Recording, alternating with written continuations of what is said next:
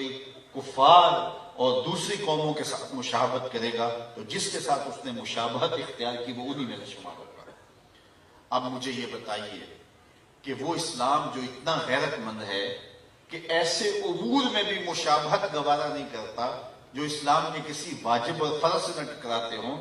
اور ایسے امور میں بھی مشابہت گوارا نہیں کرتا جو عبادت کا رنگ ہو، تو وہ ایسی رسموں کو کیسے گوارا کر لے گا اور اپنے اندر جذب کر لے گا کہ جو اسلام کے بنیادی مزاج سے ٹکراتی ہوں۔ تو آج اپنے عقیقے ولیمے سے لے کر کے اپنی شادی بیاہ کی ساری تقریبات کا ہم جائزہ لیں کہ ہمارا کیا کیا انداز، ہمارے کیا کیا تیور بن گئے ہیں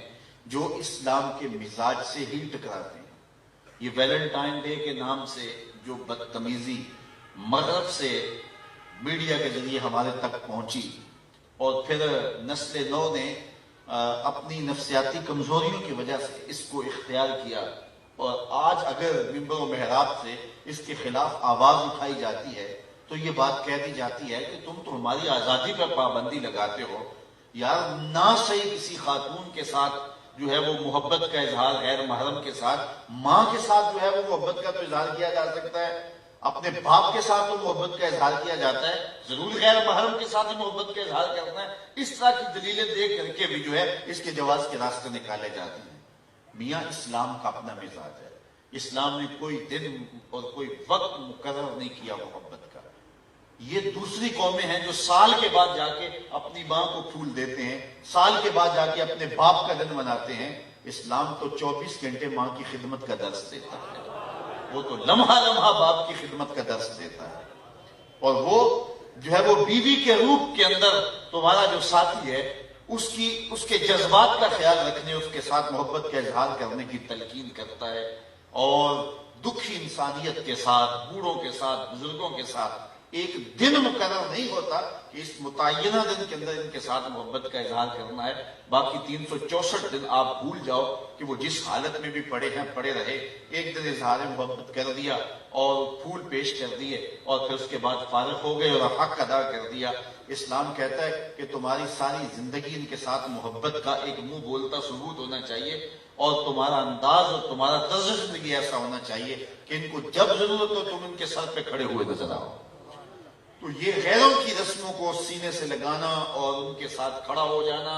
اور وہ کہتے ہیں جب یہ دن آتا ہے تو پاکستان کے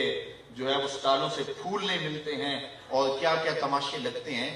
یار ایک مومن کو کیا زیبا ہے، کیا اس کے لائق ہے کہ وہ غیروں کی رسموں کو سینے سے لگائے اور پھر اس کو نبھاتا پھرے اور اس کے اوپر دلائل دیتا پھرے، اور یہ جو ہے وہ میڈیا کے اوپر بیٹھ کے ٹین ٹین کرنے والے 2 نمبر دانشور اس پہ باتیں کرتے پھرے۔